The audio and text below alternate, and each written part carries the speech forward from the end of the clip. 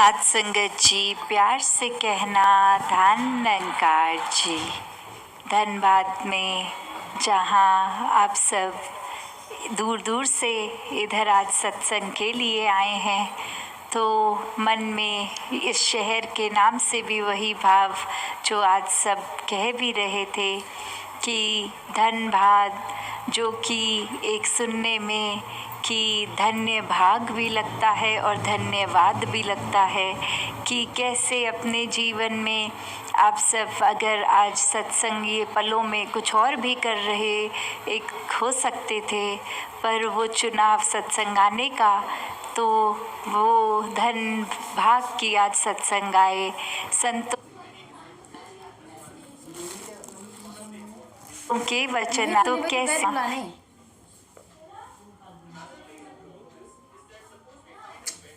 Net नहीं पकड़ रहा है आखिर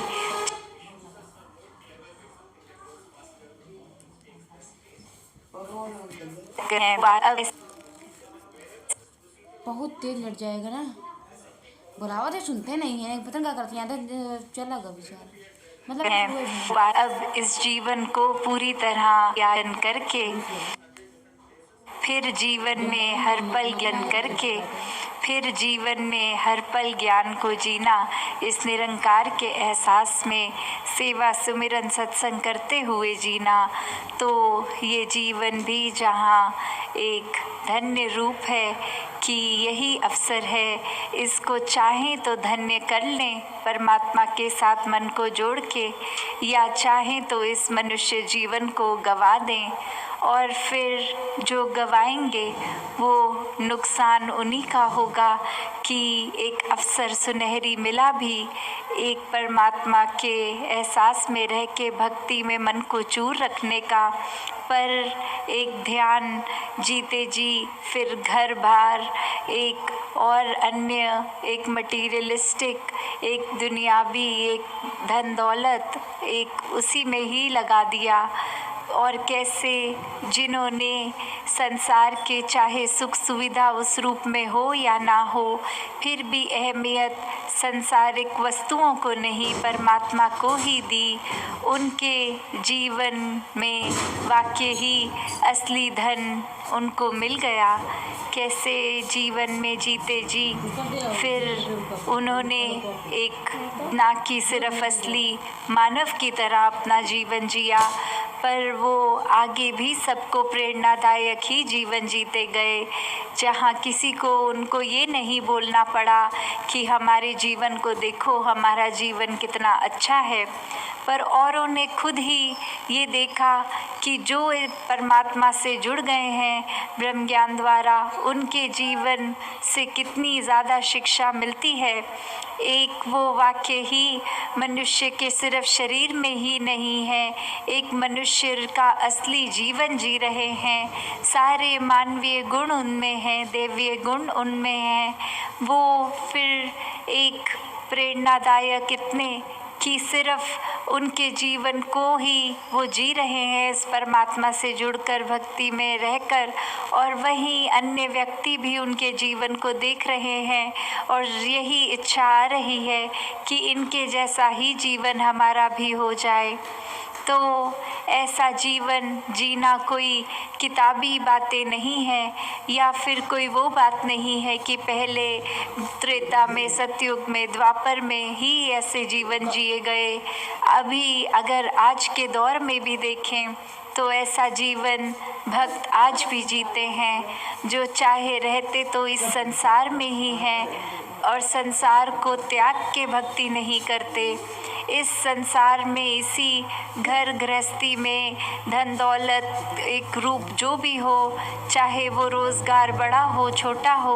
उसी रूप में रह के परमात्मा का धन्यवाद भी जहाँ करते हैं, वही एक परमात्मा के आश्रय अपने जीवन को हर पल चलाते हैं कि जो परमात्मा ने जिया उसी में शुक्राना, ये परमात्मा का धन्यवाद। तो कैसे अपने जीवन को हर कोई एक ज्ञान की रोशनी से एक बहुत ही सहज और सरल जीवन जी सकता है, जिस जीवन में दिखावा मात्र नहीं रह जाता। एक असली सच्चाई से, इस परमात्मा से जुड़कर जीवन में खुद भी एक अपने रोशनी ही करा जा सकता है। फिर वो मन का ठहराव अपने आप आ जाता है। जैसे आज भी सत्संग के दौरान हमने देखा कि बार बार वो इलेक्ट्रिसिटी एक दो बार गई और घुप अंधेरा हो गया इधर बाहर पंडाल में, तो फिर भी आप संत हैं तो कोई हपचड़ नहीं हुई। एक सहजता से ही एक अपने स्थान पर आराम से बैठे या कतारों में आराम से लगे। तो भाव वही कि संत जो होते हैं उनको फिर एक दुनियावी माहौल कैसा भी हो, एक आरामदायक हो ना हो, फिर भी एक संत तो उस दुनियावी माहौल में रहते हुए भी उस दुनियावी माहौल से ऊपर ही रहते हैं। एक आनंद की अवस्था में हर स्थिति में खुद को एडजस्ट करते हुए कि एक जहाँ स्थिति जो है उसको अगर वो सही भी करनी है तो उसमें प्रयत्न करना है। एक अपने दुनियावी रूप में अचीवमेंट सपने बनाकर उस तरफ चलना है। पर अगर परमात्मा को मंजूर नहीं और वो एक कार्य उस तरह से ना हो जैसा सोचा रखा है, तो भी एक परमात्मा को कोसते नहीं है भक्त। एक परमात्मा को शुक्राने भाव से यही मन के भाव रखते हैं कि इसी में ही भलाई होगी, इसलिए ये कार्य हम जैसे चाहते थे वैसे नहीं हो पाया। तो कैसे अपने जीवन को भक्तों ने हर समय इस परमात्मा के ही आसपास केंद्रित रखा कि एक दुनिया में हर दिन कैसा भी समय आ सकता है, पर ये परमात्मा ही है जिसके आश्रय एक अच्छा और बुरा समय दोनों ही आराम से कट जाते हैं। जहाँ फिर ये मन में सोच नहीं आती कि एक जीते जी बेचैन है और जीने के बाद जब ये मौत हो जाएगी तो इस आत्मा का क्या होगा, क्योंकि जिन्होंने जीते जी इसके साथ जीवन का हर पल अपना जिया तो उनको पता है वो चैन से जी रहे हैं, और जो चैन से ही जीता है वही चैन से मरता है। और कैसे ये आत्मा को जीते जी जहाँ चैन मिल गया, अपनी असली घर का पता चल गया। एक क्या है ये आत्मा वाक्य में,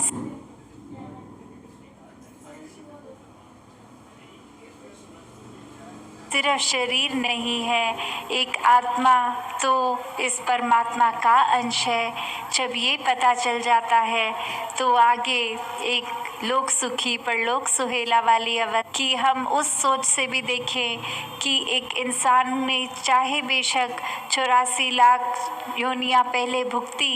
पर वो याद कुछ भी नहीं, तो अगर ये भी मान के चलें कि सिर्फ और सिर्फ ये ही एक ही एकलौता जन्म है, तो इसी में फिर ज्ञान लेना है, ये ब्रह्म ज्ञान के साथ जुड़का के साथ एकमिक होना है। वरना तो बात वही कि अगर इस जीवन में आकर चाहे मान्यता वो नहीं कि पहले जन्म हुआ कि नहीं हुआ, पर इस जीवन को भी किस तरह सुखदाई जीना है। ये दुख कष्ट तो आते ही रहेंगे जीवन में, कैसे उनका प्रभाव उनका असर अपने ऊपर नहीं लेना। ये सब में भी ब्रह्म ज्ञान जहाँ वो सहयोग देता है कि कैसे अपने आप को हम एक कोई स्थिति हमारे अनुसार नहीं तो मूड खराब नहीं, ये ब्रह्म ज्ञान द्वारा बहुत ही आसान एक से अपने आप को पूर्णता से एक मनुष्य जिए। कैसे परमात्मा अब हर समय नज़र आता है और यही परमात्मा जो हर समय दिख रहा है, फिर इसके एहसास में रह के ये मन प्यार में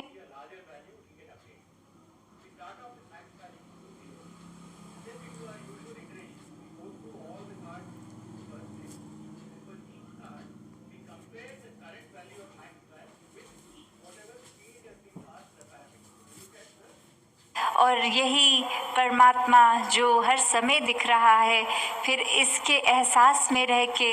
ये मन प्यार में इतना डूब जाता है कि कुछ गलत काम के ओर अपे, क्योंकि ये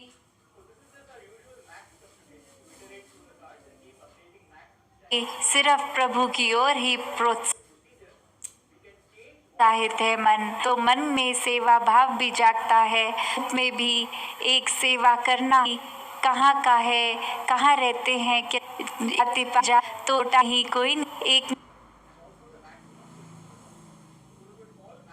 मुबारक जाति पाति कैसा भी गुजरा अपने ख्याल से उल्लास कर सकता है। है, झोपड़ी है, महल, कैसे एक जीवन मात्र गुजरान रूप ही अपने गुजरान मात्र हमने कहा ना जहाँ सत्संग होता है ना उधर वो फंसाता है, उधर उस फंसाता है, नहीं उस फंसाता है।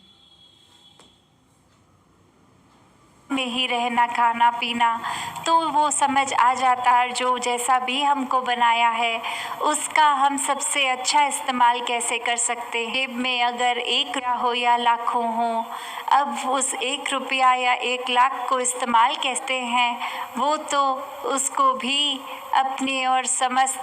पूरे संसार जाना है नहीं, सभी ही परमात्मा का रूप है संसार में। फिर कुछ भी अगर हम हैं इस परमात्मा की वजह से ही हैं। कुछ एक मेहनत मुशक्क़त करके कुछ अगर धन दौलत भी कमाई है तो पहले इस परमात्मा ने जन्म दिया, शरीर दिया, तभी उस शरीर के प्रयोग से पढ़ाई लिखाई करके या ना भी करके किसी भी तरह हमने वो अपने जीवन को चलाया। तो अगर परमात्मा ये शरीर ही नहीं देता तो हम क्या ही कर लेते। तो बात वही कि इस परमात्मा ने हर किसी को एक समान बनाया है, सिर्फ इंसानों ने ही नफ़रतों के कारण बना लिए हैं। और फिर ये कारण सिर्फ कारण तक नहीं रहते, वो व्यवहार में भी बात आ जाती है कि जब सोच भी खराब हो जाती है तो कर्म ही खराब हो जाते हैं। जिस तरह एक कहानी उदाहरण के तौर पे भी है कि कहीं एक जगह ऐसे रख लिया कि संतमति वाले थे और जो अपने अहंकारी स्वभाव के थे, ऐसे 2 एक छाट के लोगों को ग्रुप्स में रख लिया और वहीं एक आपस में वो अहंकारी वाले तो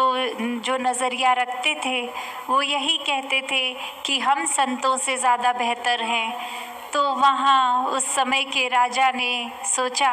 कि ये एक बात एक प्रत्यक्ष को प्रमाण क्या, तो हम एक दूध का दूध पानी का पानी इस तरह करते हैं कि एक जो अहंकारी ग्रुप है उसके आगे भी भोजन रख दीजिए और जो